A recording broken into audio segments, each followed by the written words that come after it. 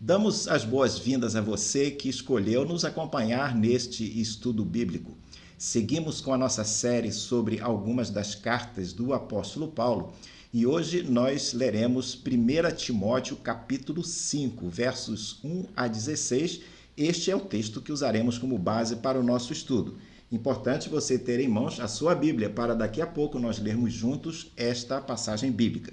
E importante também nós orarmos ao Pai Celeste para que Ele nos dirija nesse estudo. E eu convido você para fazer isso neste momento. Pai Celeste, nós te agradecemos a oportunidade de estudarmos a Tua Palavra. Que Tu nos acompanhes, que Tu nos orientes e que nós possamos entender a Tua Palavra e aplicá-la em nossas vidas. Abençoa a vida de cada um que nos acompanha nesse estudo. Em nome de Jesus. Amém. Vamos lá, então, ler este primeiro texto que nós escolhemos aqui, da primeira carta a Timóteo, capítulo 5, versos 1 a 16. O texto sagrado nos diz o seguinte: não repreenda um homem mais velho, pelo contrário, exorte-o como você faria com o seu pai. Trate os mais velhos como irmãos, as mulheres mais velhas como mães e as mais jovens como irmãs com toda a pureza. Honre as viúvas que não têm ninguém para cuidar delas, mas se alguma viúva tem filhos ou netos, que estes aprendam primeiro a exercer piedade para com a própria casa e a recompensar os seus pais, pois isso é aceitável diante de Deus. Aquela que é viúva de fato e não tem ninguém para cuidar dela, espera em Deus e persevera em súplicas e orações noite e dia. Entretanto, a que se entrega aos prazeres, mesmo viva, está morta. Ordene estas coisas para que sejam irrepreensíveis. Se alguém não tem cuidado dos seus, e especialmente dos da própria casa, esse negou a fé e é pior do que o descrente. Somente poderá ser incluída na lista de viúvas aquela que tiver mais de 60 anos, que tiver sido esposa de um só marido e que seja recomendada pelo testemunho de boas obras. Se criou filhos, se exercitou a hospitalidade, se lavou os pés dos santos, se socorreu os atribulados, se viveu na prática zelosa de todo tipo de boa obra. Mas não inclua na lista as viúvas mais novas, porque quando seus desejos fazem com que se afastem de Cristo, querem casar, tornando-se condenáveis por anularem o seu primeiro compromisso. Além do mais, elas aprendem também a viver ociosas, andando de casa em casa e não somente ficam ociosas, mas ainda se tornam fofoqueiras e intrometidas, falando do que não devem. Por isso, quero que as viúvas mais novas casem, criem filhos, sejam boas donas de casa e não deem ao adversário motivo algum para falar mal de nós, pois algumas já se desviaram seguindo Satanás. Se alguma mulher crente tem viúvas em sua família, socorra-as para que a igreja não fique sobrecarregada e possa socorrer as viúvas que não têm ninguém. Quando lemos o Antigo Testamento, encontramos diversos nomes que fazem destaque no relato bíblico. Nomes, por exemplo, como Moisés, como Isaías, como Daniel, como Débora e tantos outros nomes. Quando nós lemos no Novo Testamento, também temos alguns nomes que se destacam, mas 3 deles são os mais importantes. O nome de Jesus, o apóstolo Pedro e o apóstolo Paulo. Paulo foi o autor da maior parte do Novo Testamento, com suas 13 cartas. Mas será que é fácil para nós, que vivemos no século XXI, entendermos as posições de Paulo expressas em suas cartas? Por que ele se mostra, às vezes, tão radical em certas posições? Porque há diversos ensinos, exortações e posicionamentos dele que são controversos atualmente. Por exemplo, vimos em um estudo anterior Paulo falando a Timóteo na sua primeira carta, lá no capítulo 2, nos versos 11 e 12, sobre o lugar das mulheres na igreja.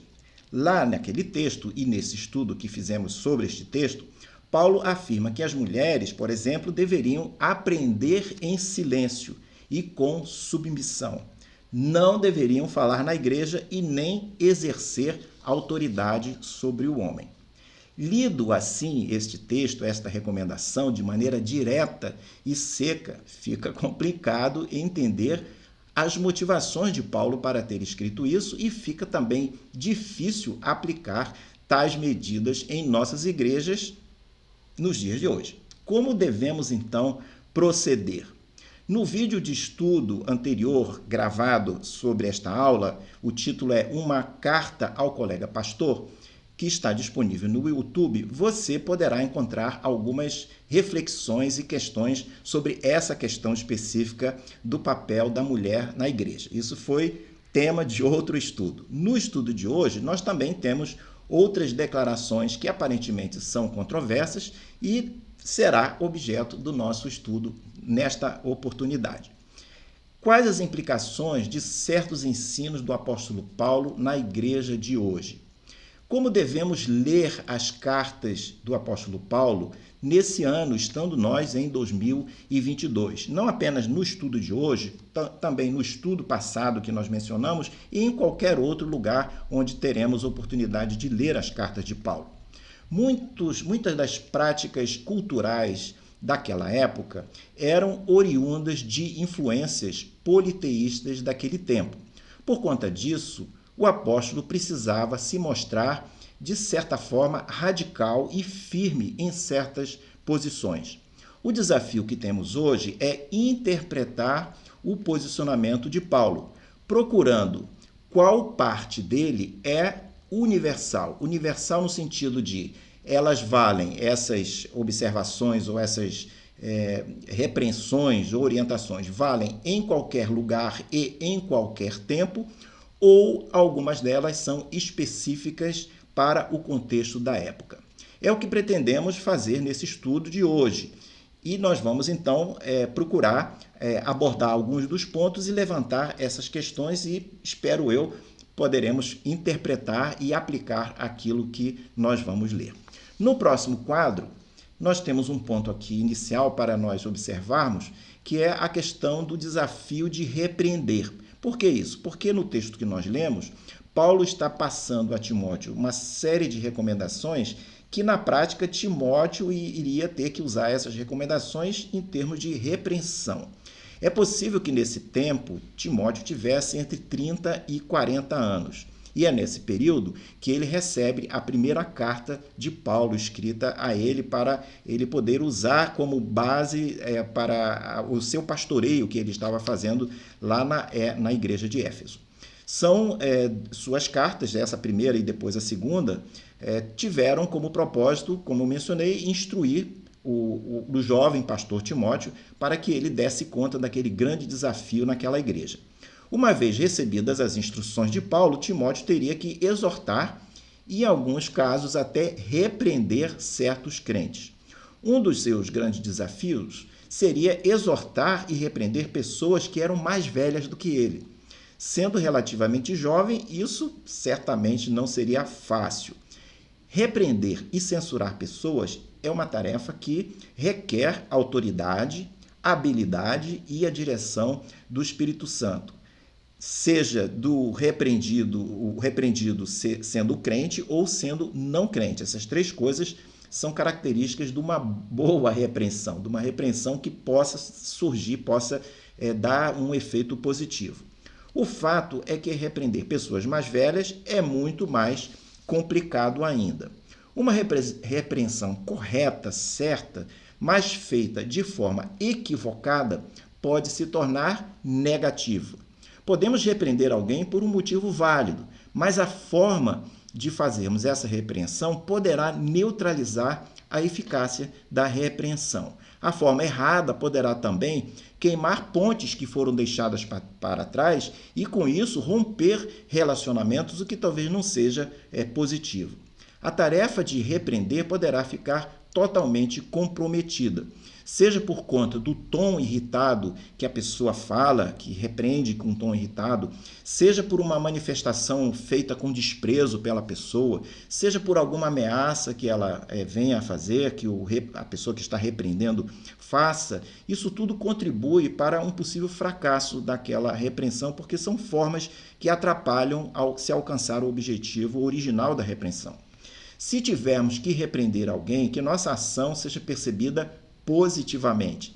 Nossa repreensão deverá ser tal que possamos ser percebidos como alguém que pretende ajudar e não ferir a pessoa. As cartas de Paulo a Timóteo não apenas vão instruí-lo quanto à forma dele repreender, mas também o conteúdo, o motivo, as motivações pelas quais Timóteo deveria fazer aquelas repreensões. E aí nós veremos alguns desses tópicos logo a seguir. No próximo quadro, o primeiro ponto que nós observamos aqui, que é exatamente do capítulo 5, dos versos 1 e 2, é como tratar de forma correta as pessoas na igreja. Neste texto, Paulo instrui tanto a Timóteo quanto a nós, porque muito do que Paulo está dizendo aqui é aplicável a nós também. Ele vai instruir como as pessoas mais velhas devem ser tratadas com afeto e com respeito. A pessoa mais velha, seja na igreja ou fora da igreja, deve ser tratada como pai ou mãe. É isso que diz o texto que nós acabamos de ler. Em diversas culturas antigas, e nos dias de hoje também, em muitos lugares, é costume o respeito às pessoas idosas. O que não é aceitável é quando, em alguns lugares, os mais novos tendem a tratar os anciãos com desprezo e falta de respeito. Por outro lado, é muito bom quando existe respeito e afeto mútuo entre jovens e idosos, sejam eles parentes ou não. A soma do entusiasmo da juventude com a sabedoria e a experiência dos mais velhos poderão ser combinadas em benefícios para ambos os lados. Deve-se dar sempre o respeito e o afeto à velhice, dado que os idosos viveram mais tempo tendo trilhado o caminho da vida e o caminho da experiência. No próximo quadro, nós seguimos observando aqui a questão das igrejas lá no Novo Testamento. Elas começavam a se empenhar na ação social. Isso aparece nos versos 3 a 8. É possível que na igreja de Éfeso houvesse dois tipos de viúvas, dois grupos de viúvas. Havia as mulheres que haviam perdido seus respectivos maridos por conta deles terem morrido. É o primeiro grupo. O segundo grupo era formado por mulheres que haviam sido dispensadas. Esse segundo grupo era formado por mulheres que eram consideradas viúvas, mas que não haviam perdido seu marido por morte. Por que elas haviam perdido seus maridos? No mundo pagão daquela época, em alguns lugares, era comum o homem ter mais de uma esposa, o que era praticado em termos de poligamia, né? Era permitido isso. Contudo, quando o homem se convertia ao cristianismo, olha só, ele não podia continuar sendo polígamo. Ele precisava escolher com qual esposa ele iria continuar convivendo. Isso significava, inevitavelmente, que algumas de suas esposas teriam que ser despedidas. Nesses casos, as mulheres, ou a mulher, sem dúvida, ficaria em uma posição muito infeliz e muito desafortunada. Essas mulheres dispensadas passavam a ser vistas também como viúvas. Então, elas formavam o segundo grupo das viúvas. Na prática, elas não tinham mais marido, apesar do homem continuar vivo. Então, nós tínhamos, na época, dois grupos: as viúvas com o marido falecido e as viúvas com maridos vivos que deixaram de ser os seus maridos, né? As igrejas do Novo Testamento, elas começaram a organizar ações sociais de acolhimento. A lei judaica estabelecia que no casamento o marido devia prover recursos para o caso dele vir a falecer e deixar a mulher viúva. Mas, se o homem morresse sem deixar essa provisão, a viúva tendia a ficar realmente desamparada, especialmente se ela não tivesse filhos. ou se tivesse filhos, mas eles fossem pequenos. A igreja, então, entrava, de alguma forma, com algum tipo de ajuda para tentar minimizar esse problema. Quando nós lemos Atos, capítulo 6, verso 1, nós vemos claramente menção à ação social nesse campo, que já começava a ser realizado lá na igreja em Jerusalém. Possivelmente, o mesmo estava acontecendo lá na igreja de Éfeso, dadas as instruções que Paulo escreve a Timóteo sobre esse tema. O esquema de ajuda seguia certos critérios de sustentabilidade social. Alguns desses critérios são mencionados por Paulo nessa primeira carta a Timóteo, no capítulo 5, versos 3 a 8, que nós lemos. E nós veremos alguns desses critérios a seguir. Mas antecipamos aqui alguns procedimentos que a igreja deveria adotar para o caso de viúvas idosas e pais idosos em geral. Por exemplo, a igreja não deveria assumir a responsabilidade por aquelas pessoas anciãs cujos filhos vivessem e estivessem em condições de mantê-los. A igreja não deveria aceitar que as ações de acolhimento se convertessem em desculpa para os filhos se omitirem de suas responsabilidades de cuidar dos seus pais idosos. O sustento dos pais idosos por parte dos filhos era parte do dever cristão. Isso é pacífico nos escritores do Novo Testamento, porque isso era certo que era uma boa prática cristã, era um dever cristão. De acordo com as cartas de Paulo, ajudar os pais era uma forma ímpar do filho demonstrar apreço pelo seu pai. É aquela passagem, honra teu pai e tua mãe. Então, honrar o pai e a mãe é cuidar deles quando eles precisam. Era certo que isso era um dever do filho, sustentar os pais idosos, cuidar dos pais idosos. Mas pai e mãe, por sua vez, deveriam cooperar, reduzindo eventuais exigências de modo a ajustar as condições de vida dos seus filhos. No próximo quadro, nós vemos 7 qualidades para as viúvas mais velhas na igreja. Esse grupo das viúvas mais velhas é que formavam aquele primeiro grupo que nós mencionamos. Eram as viúvas que efetivamente haviam perdido os seus respectivos maridos. Por essa passagem, sabe-se que a igreja possuía um registro oficial de viúvas.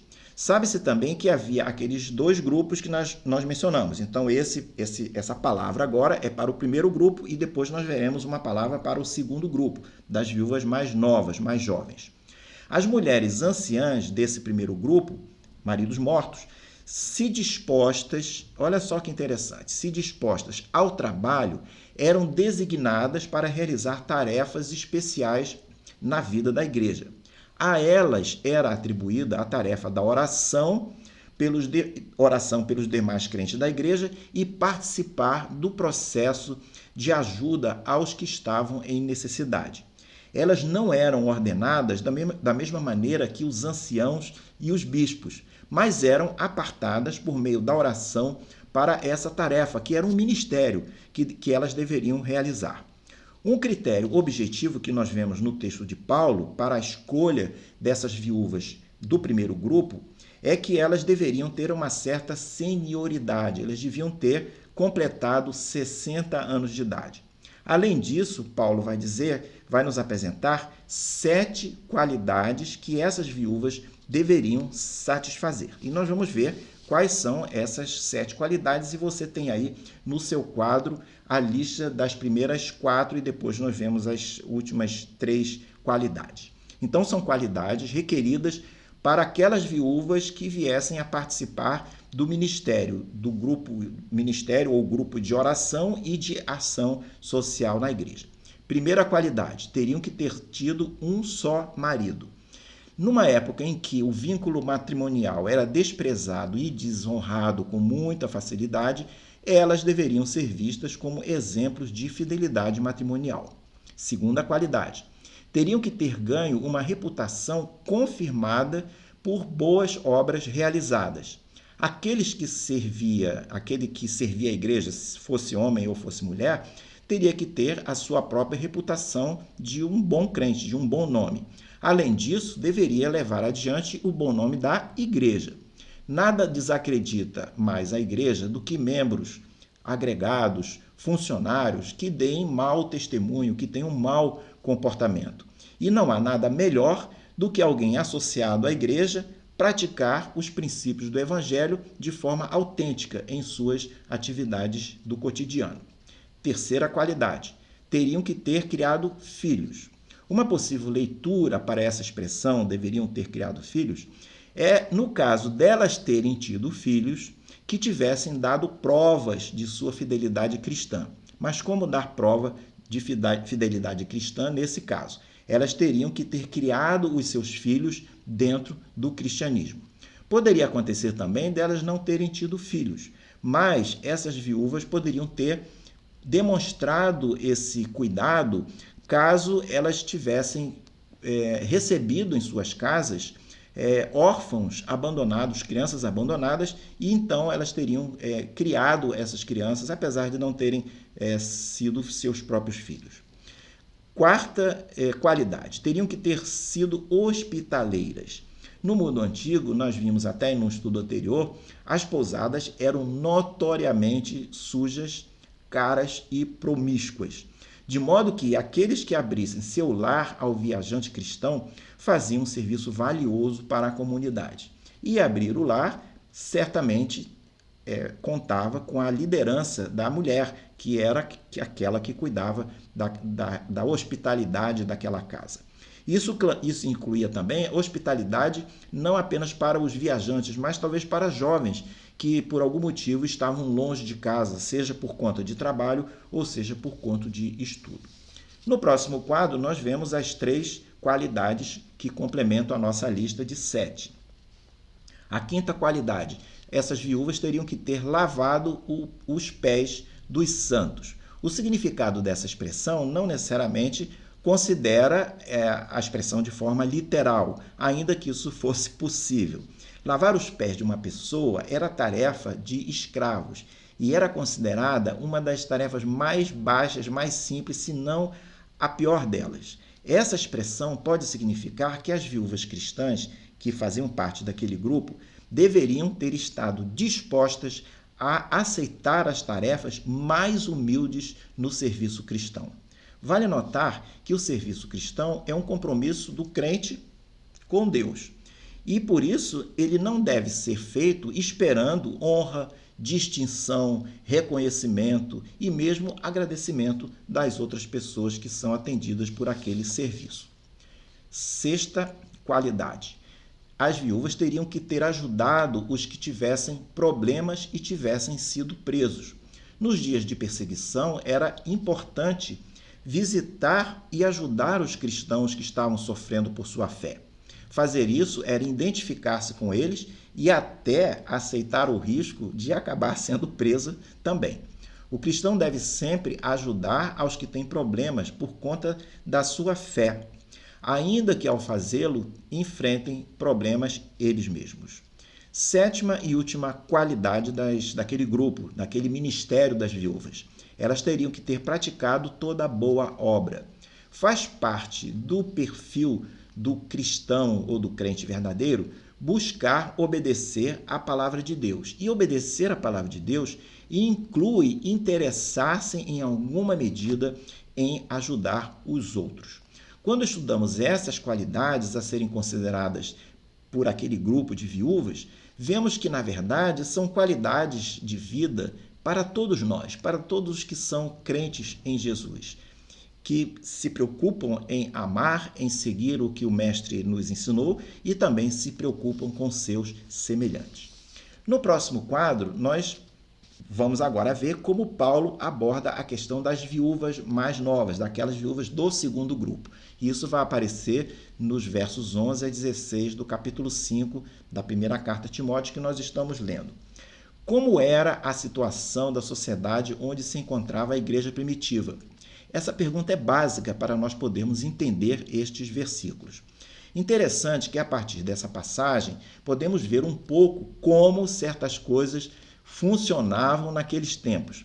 Essa visão da sociedade antiga nos permite ver e entender o contexto. E por que o contexto de uma passagem bíblica é importante? Conhecermos não apenas o texto, mas o seu contexto nos auxilia a aplicarmos o que lemos e, com isso, tornar a passagem relevante para nós. Uma passagem relevante para quem lê é quando aquela passagem faz alguma diferença na vida da pessoa que está lendo. Que a pessoa que está lendo tome uma decisão, que ela se veja naquilo e ela possa absorver aquela passagem não como uma história, como alguma coisa muito bonita, mas alguma coisa prática para a sua vida. Então, a relevância da passagem ela é resultado do contexto em que a pessoa possa compreender o que aconteceu naquela época e aplicar, então, na sua própria vida. Por exemplo, olhando esse texto que nós acabamos de ver, nesse caso do verso 11 ao 16, o texto não está condenando e nem excluindo as viúvas mais novas que desejavam se casar novamente. Essa é uma impressão que pode ter de alguém que lê muito rapidamente o texto. Ele não está dizendo isso. Mas vamos lá, como entender o que Paulo está escrevendo sobre as viúvas novas, ou as viúvas jovens? A viúva jovem, ela poderia permanecer viúva. Lembra que essa viúva jovem era aquela que o seu marido havia dispensado e que ela agora, jovem, se tornara viúva. E ela poderia permanecer nessa situação se ela quisesse. E o objetivo, em tese, era permanecer viúva para poder servir a igreja, da mesma forma que aquelas viúvas mais velhas estavam fazendo. Um possível motivo para isso seria o caso dela ser movida, a viúva nova, por algum impulso religioso e querer dedicar-se a Cristo e ao serviço cristão. Considerava-se que a mulher que fizesse isso, que tomasse essa decisão, que era algo voluntário, ela passaria a ter Cristo como marido. É um entendimento que eles tinham naquela época. Qual a implicação disso? Por que Paulo passa a abordar esse assunto? Se aquela viúva jovem decidisse se dedicar ao serviço cristão, mas pouco tempo depois mudasse de ideia e resolvesse se casar de novo, era considerada como alguém que estava quebrando seu vínculo matrimonial com Cristo. Segundo o senso comum da época, teria sido melhor que ela não tivesse feito o voto de permanecer viúva, pois nesse caso ninguém teria motivos para criticá-la por decidir se casar novamente.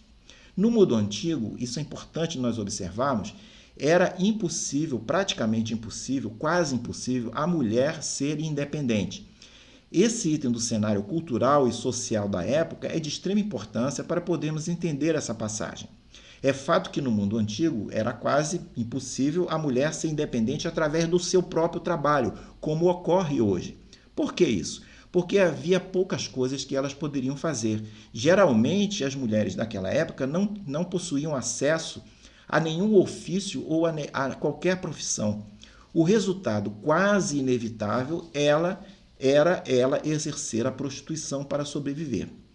Para evitar esta armadilha, havia apenas duas alternativas principais: casar-se novamente, e aí resolvia a questão da sobrevivência, ou dedicar-se completamente ao serviço da igreja, como nós mencionamos. Mas poderia acontecer um terceiro caso, que era um meio termo que não era bom que acontecesse, que era a viúva decidia não se casar de novo e se envolvia no trabalho da igreja, mas de mais ou menos, né? Não era dedicado. E ela ficava meio ociosa, fazia alguma parte, fazia outra, mas não se dedicava inteiramente. Uma possível consequência disso seria aquela viúva tornar-se uma pessoa ociosa e inquieta. E estando ociosa e inquieta, ela acabaria por ficar andando de casa em casa e, com isso, abriria espaço para se tornar intrometida e fofoqueira. O conselho de Paulo, que ele escreve em sua carta, à luz desse contexto, à luz desse quadro, à luz desse cenário todo que nós descrevemos, é que as viúvas jovens não assumissem voto de se dedicar à igreja, mas que procurassem se casar de novo, visando formar uma nova família, criar seus filhos e seguir a vida. Esse é o conselho, essa era a recomendação que ele faz. Isso era para não correr o risco delas serem tentadas, lá na frente a abandonar aquele voto, a abandonar o compromisso que fizeram e, com isso, trazer certo mal a ela mesma, a própria viúva que estava quebrando aquele voto e também à igreja. Esse tema, se não tratado corretamente, adequadamente, acabaria complicando a vida da igreja. Por isso, as recomendações do apóstolo Paulo. No próximo e último quadro, nós vemos algumas conclusões. A primeira é que conhecer o contexto é importante para saber aplicar as recomendações de Paulo. Vimos aqui várias recomendações do apóstolo que são plenamente válidas ao contexto da época, mas nem sempre elas se aplicam de forma direta. Não é apenas ler e aplicar porque existe a distância do contexto.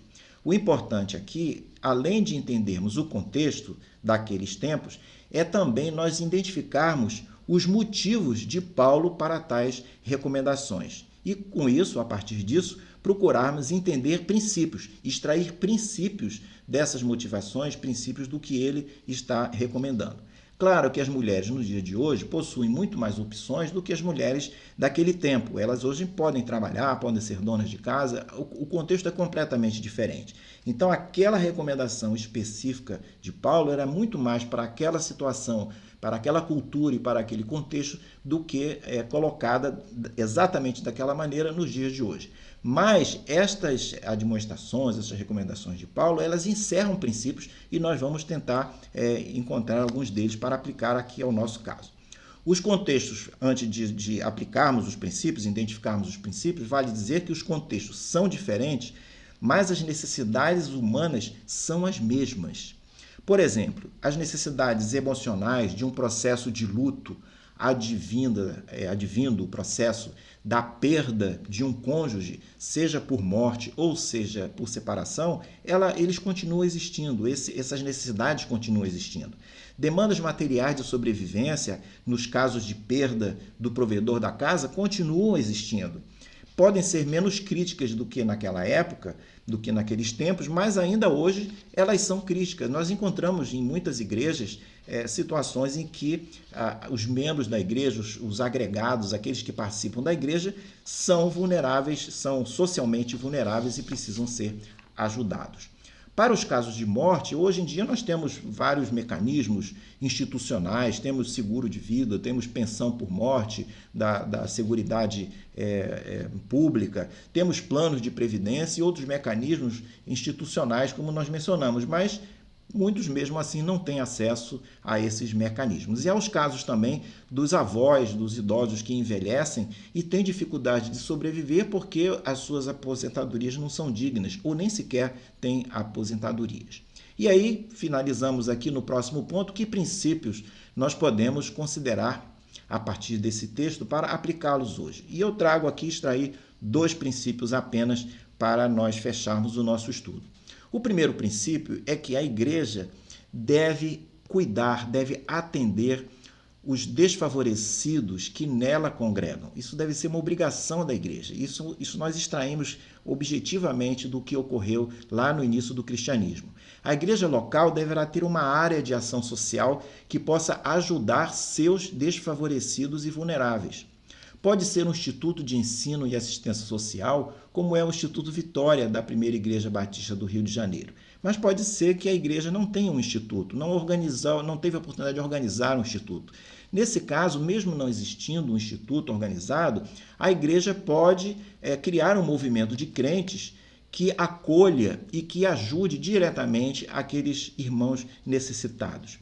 Mas isso deve ser feito de forma organizada e deve ser feito de forma sustentável. A forma sustentável, num grande resumo, é não apenas dar o peixe, mas também ensinar a pescar. É contribuir para que a pessoa que está vulnerável saia daquela situação de vulnerabilidade. Não apenas perpetuar aquela situação apenas dando uma cesta básica todo mês, mas procurar levar a pessoa a sair daquela situação. É claro que há casos críticos em que isso não será possível, porque a pessoa talvez esteja num estado de vulnerabilidade que ela nem consiga mais sair daquilo. Mas a ajuda, ela precisa ter essa perspectiva de sustentabilidade.